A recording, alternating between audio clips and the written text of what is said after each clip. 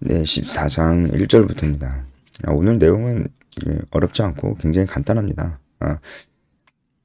특히 이 당시에 그 로마의 어떤 상황을 좀 알긴 알아야 됩니다. 그 상황을 알면은 그렇게 어렵진 않습니다. 자, 이제 그 핵심 내용은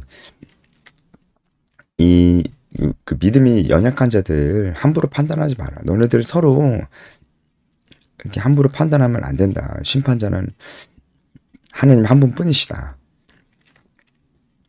그 중요하지 않은 것들은 서로를 좀 용납을 해줘라. 이 얘기였습니다. 이 얘기가 전체 내용이라고 이제 보시면 돼요.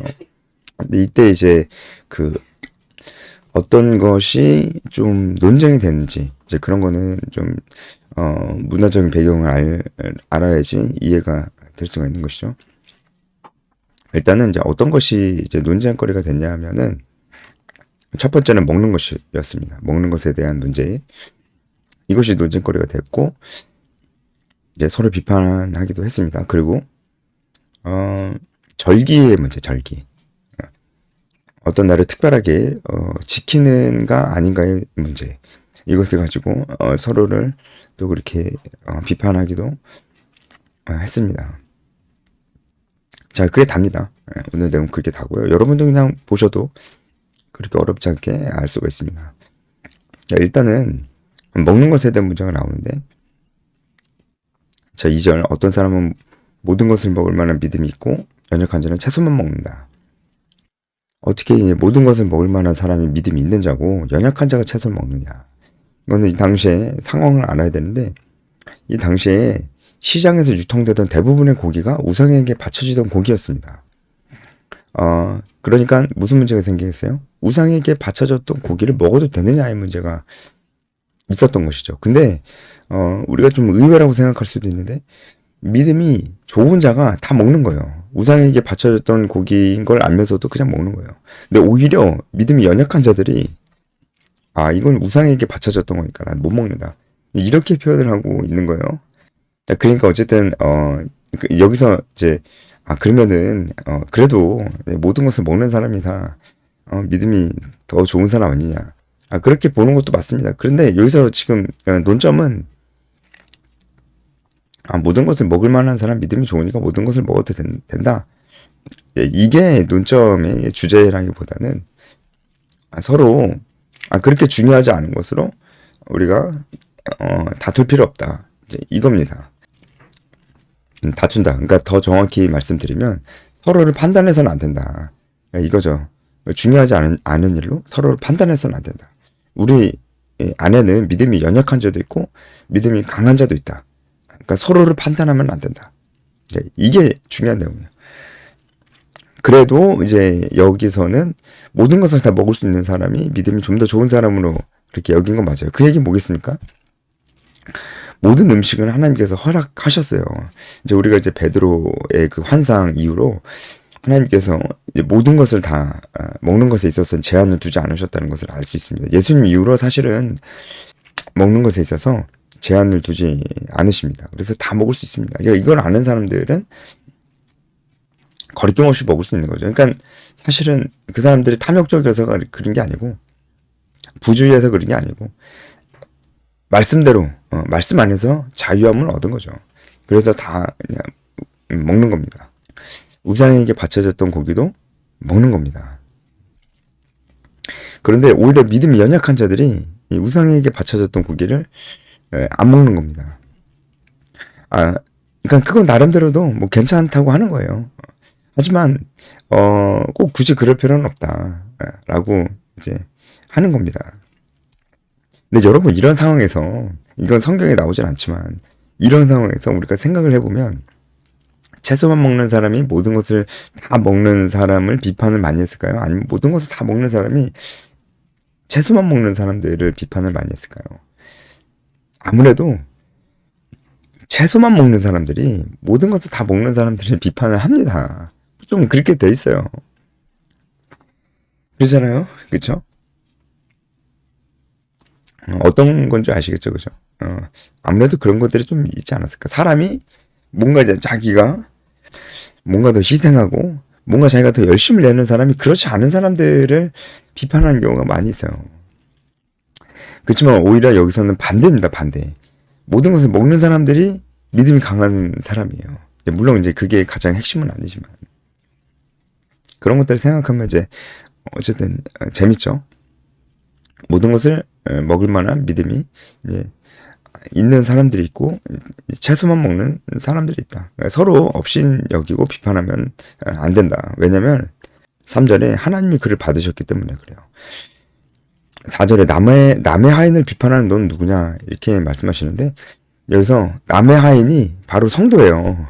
그러니까 이 당시에 내 노예제 사회였으니까 내 노예가 있잖아요. 근데 내 노예를 다른 사람이 비판하면 이거는 굉장히 무례한 거였습니다.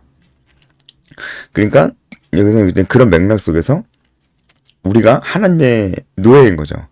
우리가 하나님의 노예고 믿음이 연약한 자도 하나님의 노예인데 믿음이 강한 자도 하나님의 노예인데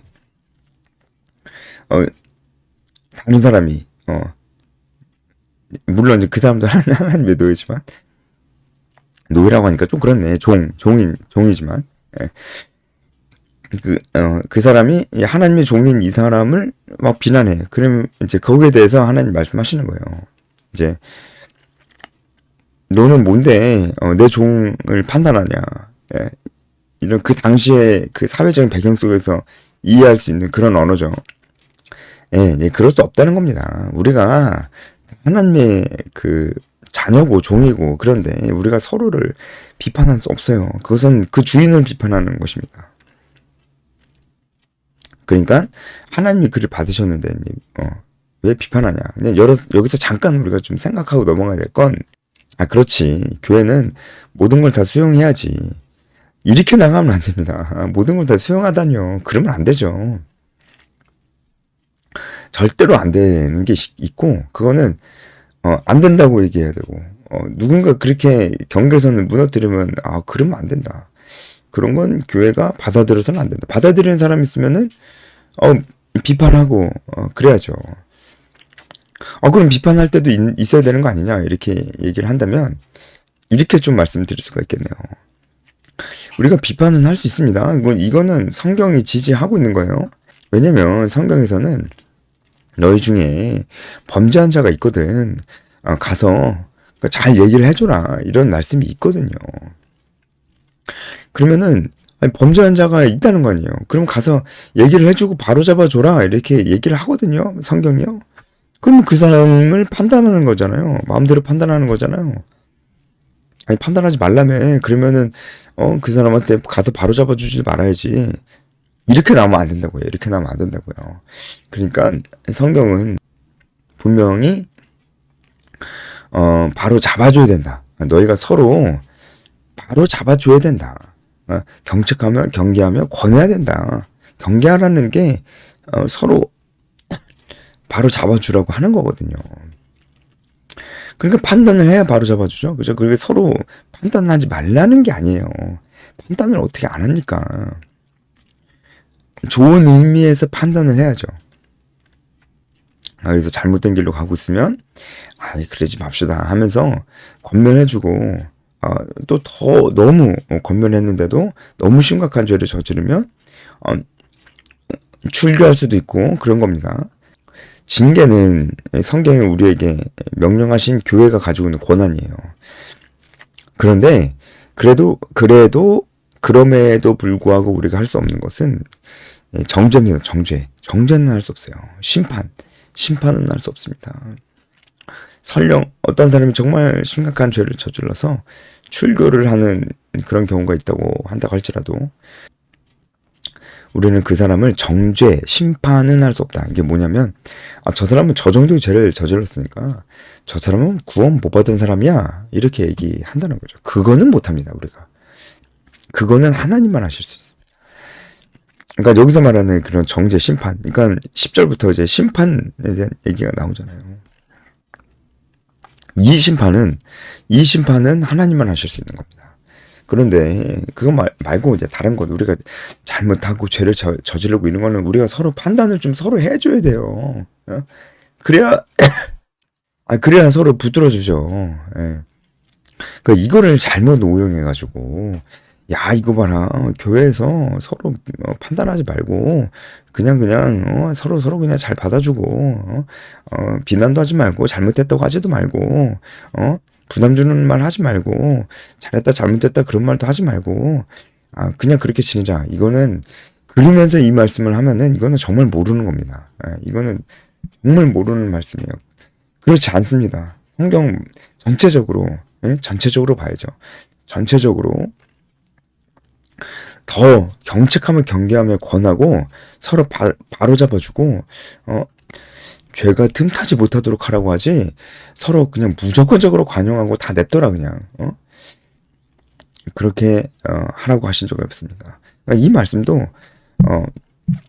이런 정죄 심판의 의미에서 서로 그렇게 하지 말라는 것이지 아예 그냥 판단 자체를 하지 마라 이런 얘기는 아니에요. 이 이제 음식을 먹는 부분에 있어서 이 문제가 그렇게 중요한 문제는 아니기 때문에 거기에 대해서 서로 이제 용납을 해줘라 이제 이거죠. 하지만 그럼에도 불구하고 이런 맥락 보시잖아요. 그럼에도 불구하고 믿음이 연약한 자와 강한 자로 나누고 믿음이 강한 자가 어떻게 행한지를 지금 말씀하고 계시다는 것은 모든 것을 먹는 것이 좋다는 거죠. 그런 거죠. 그죠. 그리고 이제 절기의 부분에 있어서도 어떤 날을 특별하게 지키는 문제에 있어요. 5절이죠. 그죠. 이 부분에 있어서도 어떤 사람은 모든 날을 같게 여기나니 각각 마음에 확정할지라 나를 중히 여기는 자도 주를 위하여서 중히 여겨 먹는 자도 주를 위하여 먹는다. 이렇게 하는 거죠. 그죠. 예. 그런데 사실 이제 우리가 그리스도 안에서 자유하게 되었으면 절기를 지킬 필요가 없습니다. 그래서 우리는 지금 어떤 유월절을 지키거나 우리가 그러지 않죠. 그죠? 근데 지금 여기서 이날을 전날보다 낮게 여긴다는 거 하는 것은 유대인이었는데 그리스도인이 된 사람들이 이 절기를 지키는 거예요. 그러니까 대표적으로 유월절을 지키는 거예요. 그럴 필요 없는데 지키니까 이 상황에서도 지키는 사람들이 안 지키는 사람들을 비판했겠어요? 안 지키는 사람들이 지키는 사람들을 비판했겠어요? 아무래도 지키는 사람들이 안 지키는 사람들을 비판하죠. 그러지 말라 이거예요. 안 지키는 사람도 지키는 사람 비판하지 말고 네 마찬가지로 그렇게 해야죠. 근데 믿음이 강한 자가 안 지킵니다. 아이러니하게 믿음이 강한 자가 지킬 필요가 없다는 것을 성경적으로 알기 때문에 안 지킵니다. 그러니까 여기도 믿음이 강한 자와 연약한 자가 나뉜다는 것은 믿음이 강한 자가 행하는 것이 더 모범적이라는 것을 얘기하고 있기 때문에 교회 안에 뭐 이것저것 다 들어와도 된다. 이것도 해도 되고 저것도 해도 된다. 이제 그런 얘기를 이 말씀을 보면서 할 수는 없습니다. 그럴 수는 없습니다. 어쨌든 이제 이렇게 그럼에도 불구하고 이 문제도 그렇게 중요한 문제는 아니기 때문에 서로를 잘 받아줘라. 정죄하지 마라. 심판하지 마라.